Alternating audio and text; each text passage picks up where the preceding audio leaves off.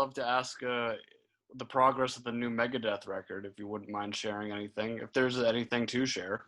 Sure. Well, Dirk and I put down drums and bass on the new Megadeth record, album 16, as we're calling it for now, until we have a title.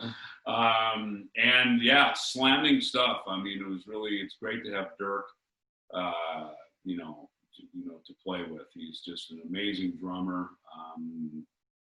There's moments where there's these, just very progressive stuff. I mean, I can't say too much about it yet because it's still a work in progress, but I definitely walked out of the studio feeling like a job well done, and something that just, I like records that when you can break it down.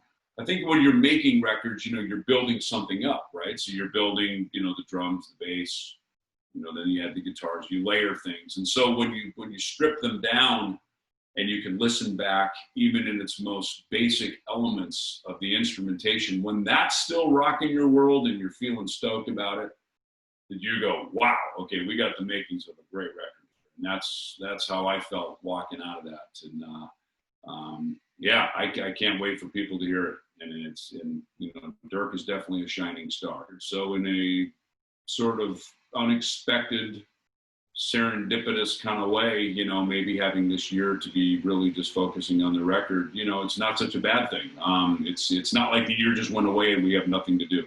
It's cool because we've got a lot to do, getting a record done. And, we knew this, every record's important. I mean, you're only as good as your last record. In jazz, they always say you're only as good as your last gig.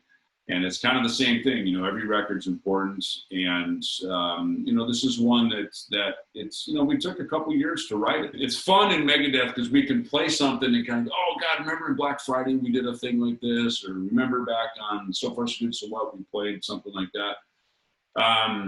So we can kind of we almost inspire ourselves, which is kind of a weird place to be. Because if all you listen to is you can also get stagnant. So it's not that. It's more like we kind of go back and we get inspired. Like, God, that was really a cool moment that we did, back on Rust in Peace or something. At the same time, one of the things we're very, very deliberate about is not to repeat ourselves. And 16 albums in, it's there's only so many notes, so many chords, so many words in at least the English language. So it's the fun challenge, I think, is to keep creating things with the same 12 notes, the same chords, and the same instruments, to keep coming up with stuff. And I think that, to me, is the thing that's really inspiring, is when you come up with stuff that's like, God, we carved still another new path that we haven't been down. I don't think anyone else has been down it. I think that is probably one of the most satisfying things to walk away from, is that we, it's kind of like, yeah, we still got it. Was Dave working on this stuff like during his recovery? Was that something that was like really bringing him through that rough time? We intentionally shut everything down once he had to start his treatments, for his throat cancer last year. So we just shut everything down and everything, just kind of let it go dark to let him go through it. But, once he was through that, it's funny, we share files on a Dropbox, and sometimes I'd see a little Dropbox activity happening. Go, it's like, yeah, that's going to keep Dave down. He's going to keep working.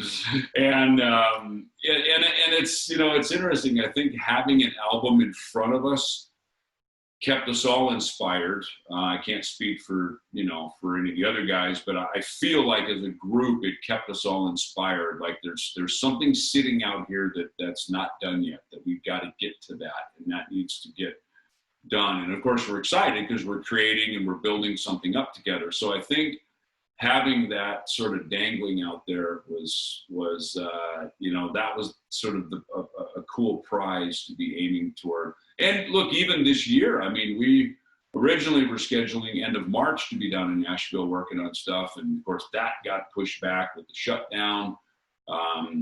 Flights weren't flying internationally, and I mean all kinds of stuff, as we know, was going on. So I think, last year was probably Dave's treatments were obviously the challenge, the first thing in front of us. And as he got through that, and we got on tour again.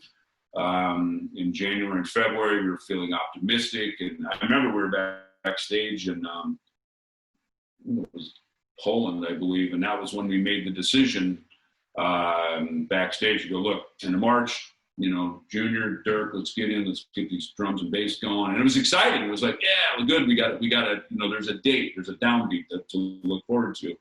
Because that sort of gets you focused intentionally on getting back in to recommit to your parts and really nail your parts down. Remember when we did Euthanasia with Max Norman, he said that, you know, he's in his British accent. He goes, man, you guys got to come in here and learn your parts. You really got to nail what you're doing and play like a band. We're not going to just punch this together. Like, you really got to be a band, man. You like, do your homework, man. Learn your parts, you know. And Max would be like, well, okay, all right, Dad, we'll do it, you know. And so I think when we committed to, you know, a schedule with this new album, it was the same thing. You know, all of a sudden you start to really get committed to, you know, to learning your parts. And then of course when that got pushed back, you know, it was like, oh gosh, you know, here we go now, another indefinite. So, you know, this album has got a story in it. There's many stories within this album. And it's you know, it's pretty cool. I think great records, great art, great, you know, great music. It has to have a story, you know. And so I think there's a lot that's gone on in the making of this album. So which I can hear in the music too. It's cool.